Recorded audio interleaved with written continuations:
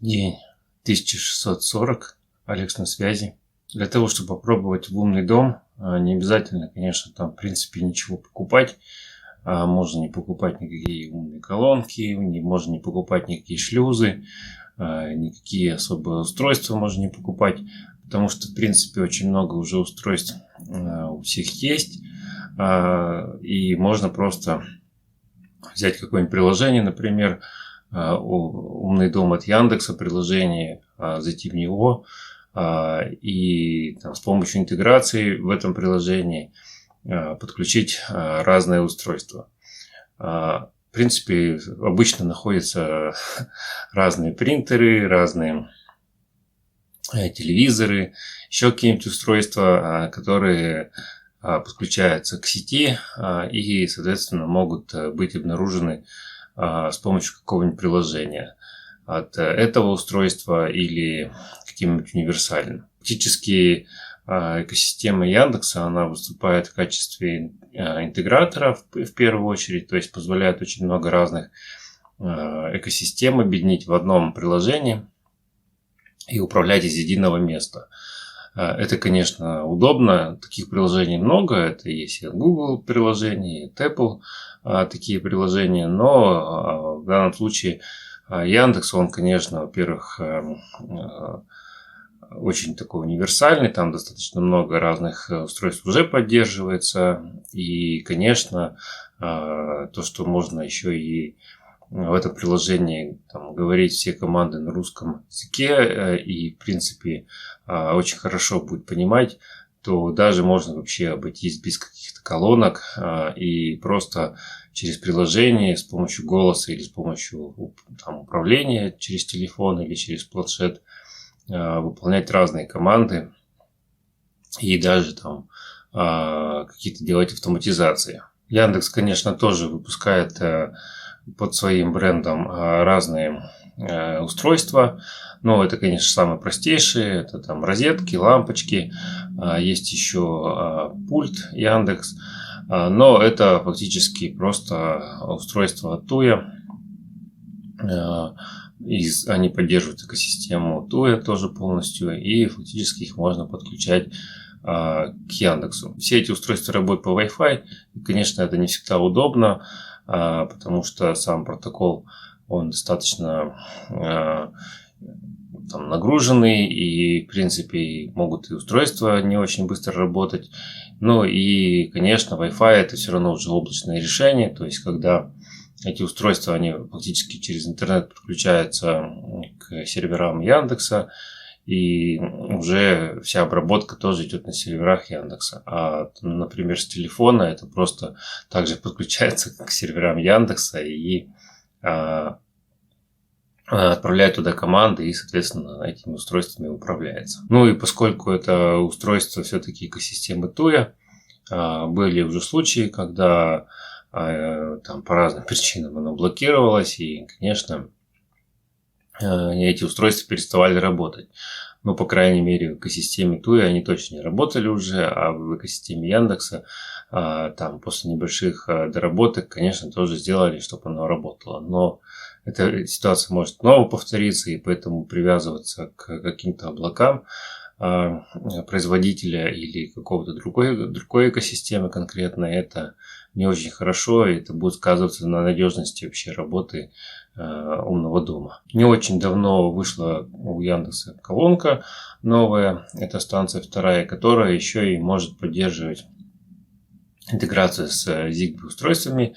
То есть эти устройства могут напрямую подключаться. Конечно, это не универсальный шлюз, он не может работать сразу со всеми устройствами, но постепенно там расширяется список оборудования. То есть это в основном были сначала только разные устройства и датчики от Акара, но постепенно список увеличивается и много разных интересных устройств тоже появляется. Это можно отслеживать, и если какое-то устройство интересное появилось, то можно его тоже подключать. В самой экосистеме предусмотрено достаточно много разных устройств. Это все, конечно, делается через интеграцию, и поэтому должен, во-первых, производитель правильно прописать все эти устройства для интеграции с Яндексом. Ну и в самом Яндексе, конечно, они не могут сделать устройство там для каждого производителя свое, делается некоторое универсальное устройство, например, поддерживаются разные там стиральные машины, телевизоры, чайники, разные датчики температуры, влажности, датчики движения, разные лампочки поддерживаются, розетки, выключатели. Поэтому в целом, конечно, сам список очень большой, даже, можно сказать, огромный, но поскольку это все-таки открытая платформа, то каждый производитель может еще и дополнительно выбирать некоторые параметры, которые будут уникальны для него. Но и в целом, конечно, все равно это еще и ограничено со стороны Яндекса будет. То есть они, конечно, не могут какие-то специфические параметры добавлять для каждого конкретного устройства. Например, если это там телевизор, в нем вдруг появилась там поддержка датчика температуры или еще какой-то и там освещенности, то, конечно, это может и не появиться в самом приложении Яндекса, хотя технически это может сделать. Если, например, интегрироваться с Яндексом своими ресурсами, своими силами, делать какую-то доработку, то, конечно, там можно такие устройства создать разные сложные, у которых будет очень много параметров, датчиков разных, свойств у них там для управления. И, конечно, это можно будет на соответствующей странице в приложении Яндекса этим устройством управлять, и там все эти кнопки будут показываться. Ну и также, конечно, есть еще и поддержка камер, то есть можно найти камеры, которые будут подключаться в приложение от Яндекса, там появляться, и, конечно, можно будет сразу открывать, смотреть камеру, смотреть видео с этой камеры. Это тоже, в принципе, удобно. Это не так давно эта функция появилась. И можно будет из одного приложения, конечно, разные эти камеры смотреть. Это намного упрощает, чем для каждой камеры ставить свое приложение. Ну, если приобрести, например, станцию Яндекса, допустим, Lite или Mini, или старые станции, они, конечно, эти колонки не будут интегрироваться по Zigbee, это только Wi-Fi. Из Wi-Fi понятно, что можно подключить практически разные экосистемы, например, Tuya. Там достаточно много устройств, но и они не все пробрасываются в Яндекс. Есть определенный ограниченный список, и там можно посмотреть в приложении, какие конкретно устройства. Если это Xiaomi или Aqara, там свой список, и тоже, соответственно, там не все параметры будут появляться, и не все можно управлять. Но если, например, беспроводные какие-то выключатели или кнопки, то они, конечно, не будут работать, потому что они либо работают по Zigbee, либо по Bluetooth, и, конечно, их уже подключить не удастся.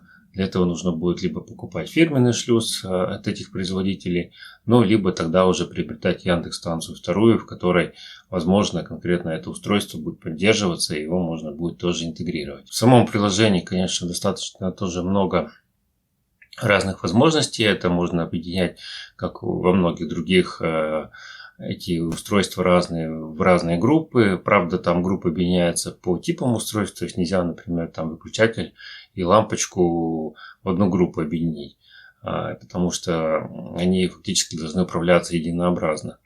Но если это разные группы или разные устройства, то, в принципе, их тоже можно так разбить. Но они в самом приложении сразу автоматически тоже уже разделены на группы, там розетки, освещение, телевизоры, там колонки, еще что-то.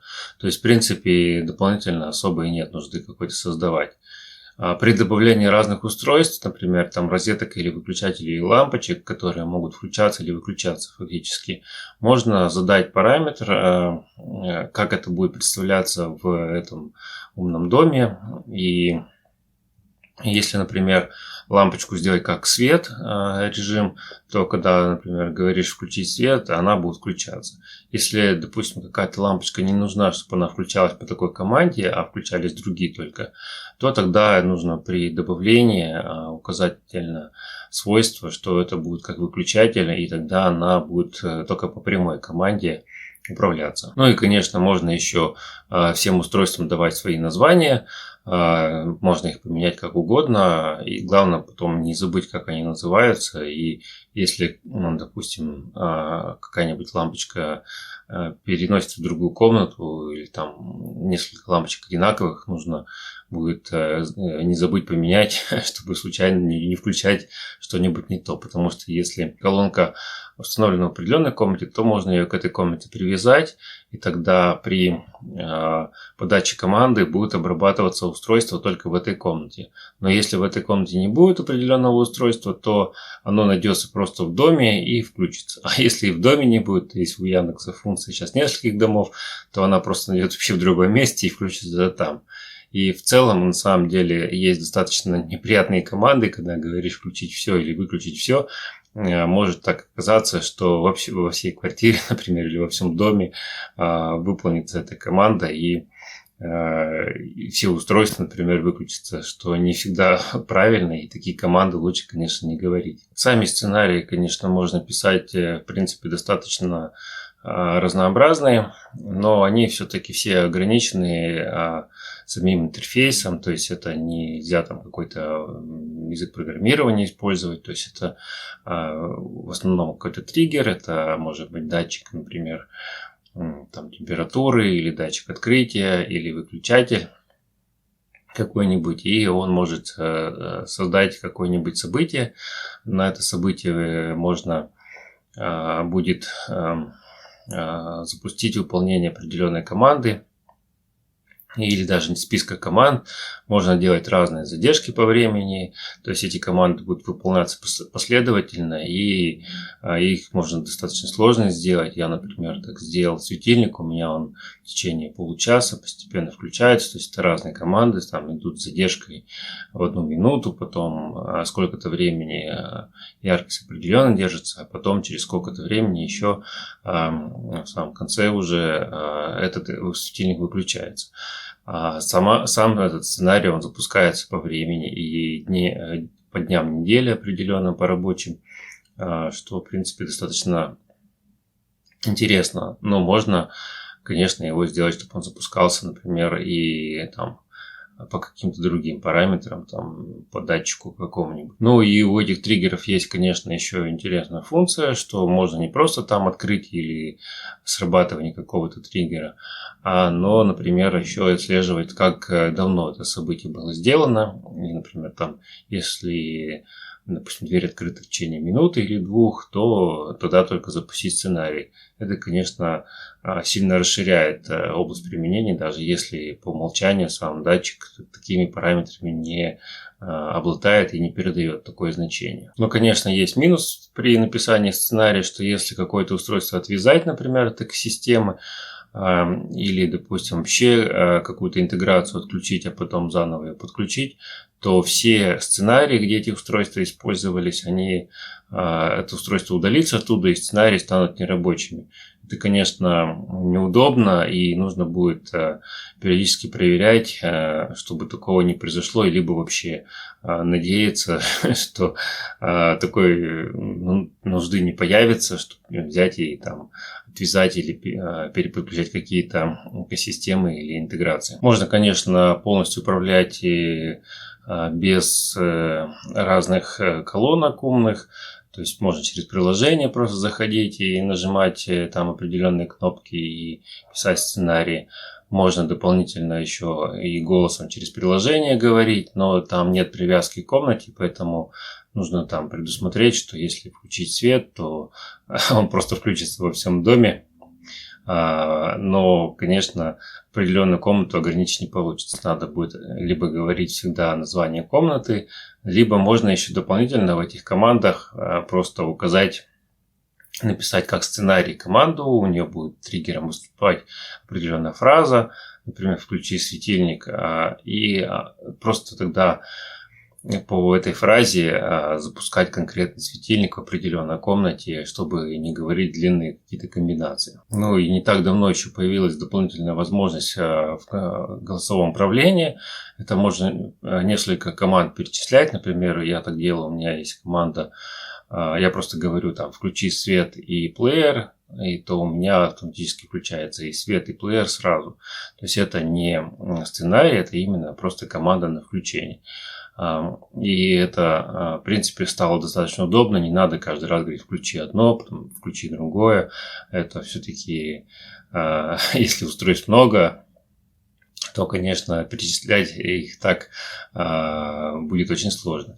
Ну, и есть еще команды, которые очень длинные по своему содержанию, и их, конечно, можно заменить прямо на короткие вот команды в виде сценариев сделанных.